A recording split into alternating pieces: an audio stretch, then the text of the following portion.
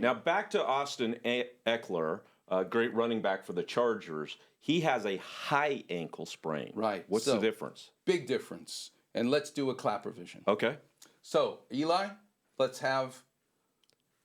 This is our beloved Hawaii. You can see one of the islands. That is beloved. That's Maui, right? Right. Or so it seems.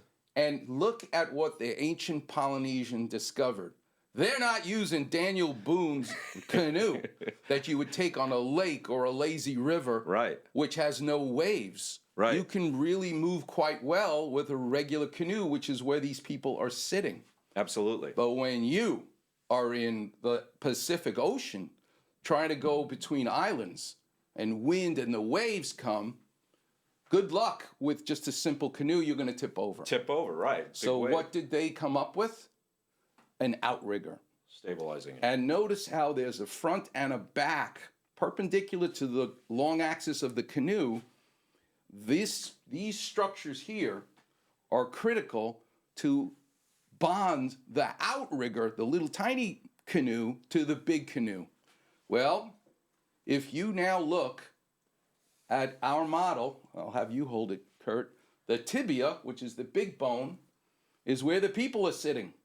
This. Right. The little bone called the fibula is the outrigger. So it'd almost be Correct. just a mimic. Exactly right. And you see these perpendicular structures that connect the outrigger to the main canoe to give it stability.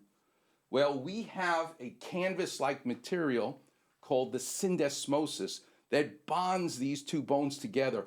And we need two bones for all kinds of reasons, but mostly let's just take away from today stability. So when you plant your foot, Austin Ekeler, and you want to cut and be able to accelerate, you need those two separate bones to behave as one, essentially. You need the canoe and the outrigger to behave as one when the big wave comes.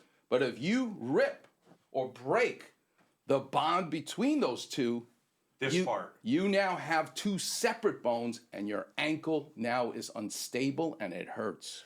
If Austin Ekeler twisted his ankle, he did something to the point that the little canoe braces, these things ripped right here.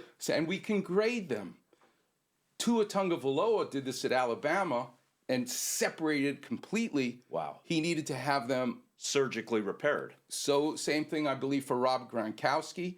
These high ankle sprains were traditionally season-ending. Not career, but season-ending. You're out. Which was Cooper Kupp last year, right at the end of last year. So we're now able to use a new device, which we can get into on another podcast, of how to treat these if you do need surgery, because Austin Ekeler, thankfully, does not need it. It just needs to heal.